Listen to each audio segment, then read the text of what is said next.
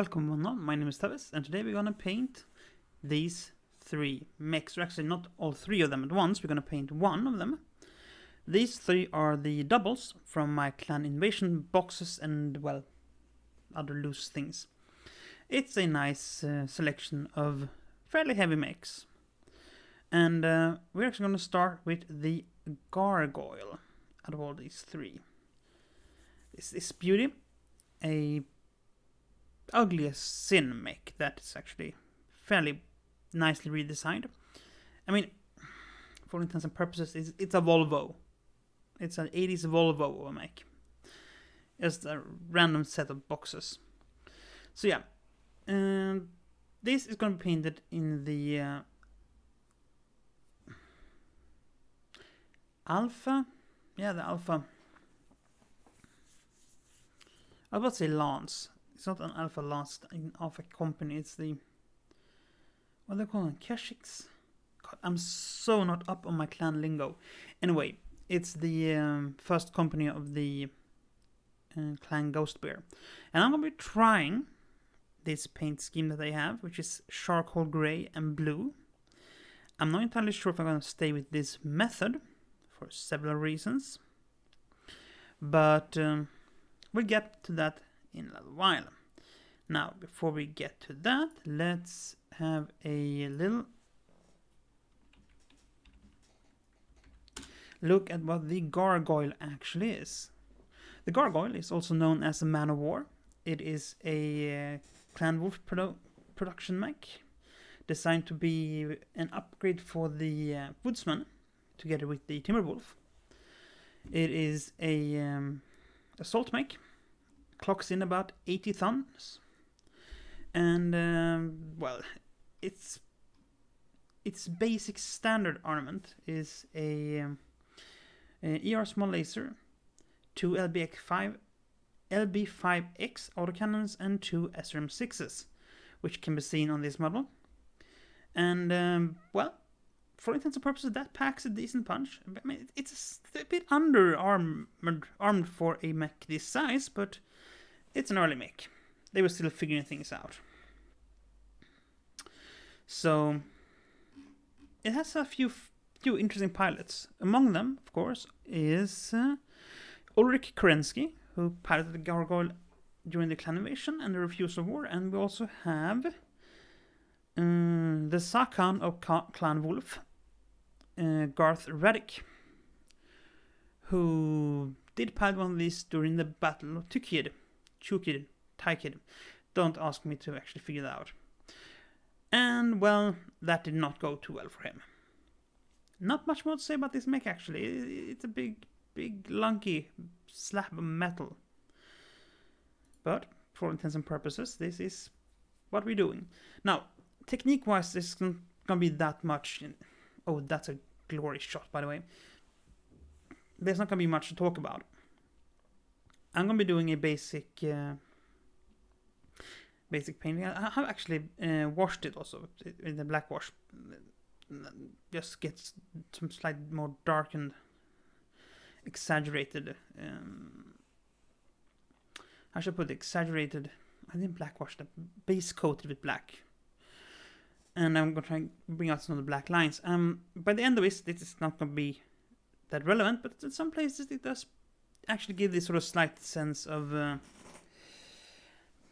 depth to it. And beyond that, we're going to apply this charcoal gray, so second base, so to speak. Now, some people have been asking why I don't prime my plastic models, and their main reason for that is it doesn't do all that much difference. And priming is just an next step in most cases, because for most parts, a good solid base coat is enough. You don't need to get fancy with it. Had this been a, again, glorious photo job on this one, fantastic. Yeah. Thumbs up on that one. We are professional in this channel. There's no arguing that. We are professionals. But yeah, priming, it is, for all intents and purposes, overkill. when it comes to plastic models. Unless you do a lot of handling it with your hands, because then it can be good. But for most part, it is overkill. Metal models, completely different thing. Resin models, also slightly different. Plastic models, you don't need priming. And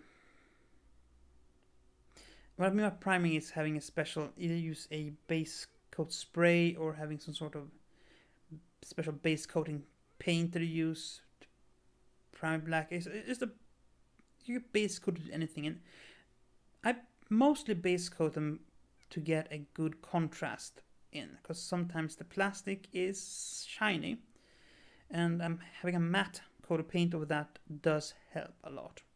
Beyond that, no point really in doing it. Same actually goes with hitting them with a varnish afterwards. Plastic models most of the time don't need varnish unless you're going to put them through hell, because plastic is soft and it doesn't feel, you can't really feel it, but it has a slight give to it, ever so slight, microscopic give to it, so things doesn't rub off quite as easily. Again, this depends on what kind of paint you use, what kind of technique you're using, but I'm fairly heavy-handed, so it usually works out.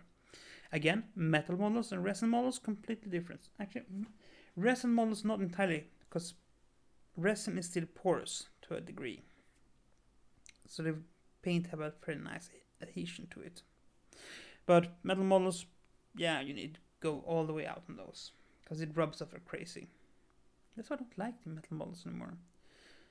Well, okay, it's not metal, but all lead models, pewter models, whatever you have, a good solid primer,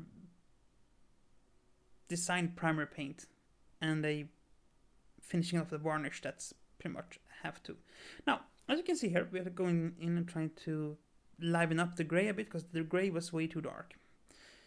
I know it says charcoal gray, but if you put down charcoal gray at this scale, it's not that exciting. So I decided to try and go in and liven up a bit. Allow me to say this, if you don't feel like that's a good idea, tell me. There's going to be a lot of interesting ideas going into that. Now, as I mentioned, beyond this stage, once this is done, and once I've applied the blue, and as we're going to see, the blue is a bit tricky. It says it's supposed to be a bluish grey, which I tried, didn't look great. So I went for a more pure blue. I mean, again, maybe not entirely accurate to the whole idea of being faithful, but I mean, there's a field in the middle there where you can have both fairly accurate and still fun to paint mix. Yeah, here's the blue. It's a basic Macragge blue. The grey was an Eshin grey for the most part of it. Macragge blue is currently my go-to blue for all these things, because it's nice, desaturated, not very fancy blue. It has a bit of purple in it, but not much. And it's a good place to start when you're going to paint blue, especially it's easy to highlight it up and darken it down. It's a very nice color. Unless you're ultramarine players, because at that point you probably hate Macragge blue, because that is all you paint. Yeah, so I started out trying to apply this camo pattern with a brush, because I had ambitions.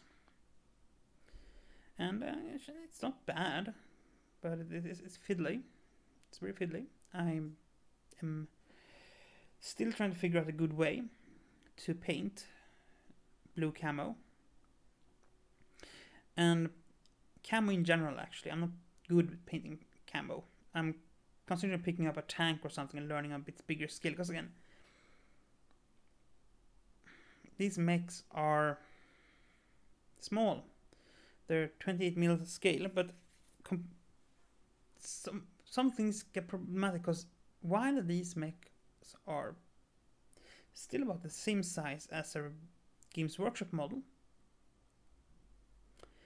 The machine it is representing is about,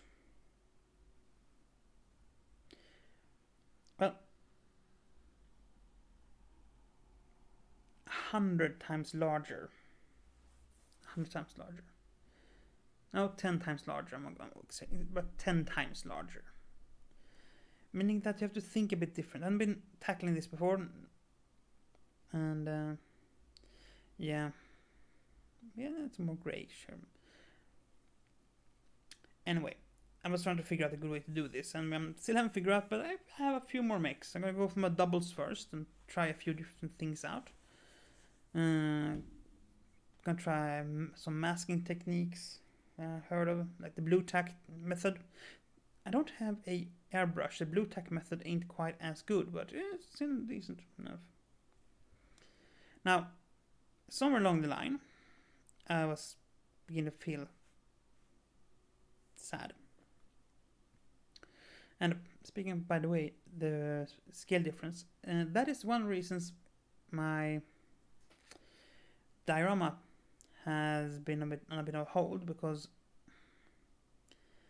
I've been having a hard time finding and printing good parts, because a decent sized box in this scale ends up as a 2 by 2 by 2 millimeter nugget of plastic. A good container sits at about half a centimeter. It's a really annoying scale to print wargaming size. Next project, next diorama, is going to be larger. I'm going to use a different model for that. It's going to be nice, but it's going to be different, because this game, it's giving me a headache. So I put that on hold for now until I figure a few things out. I know, I'd said that before, and it's still things that haven't been figured out yet. We are figuring them out. So yeah, we continue to paint the blue camo on this one, and the reason why this camo is because, for all intents and purposes, Clan Ghostbeard have some really weird camos. I mean, most clans have some rather weird camos, but Clan Ghostbeard has a lot of fades and things in there, so that doesn't necessarily look good on these models. And then, if that's weird, let's start talking about Free Russell Republic, who has like 3 official camo patterns, which one is a night sky fade. It's wonderful. Anyway, this is somewhere around where I give up, I think. Yeah.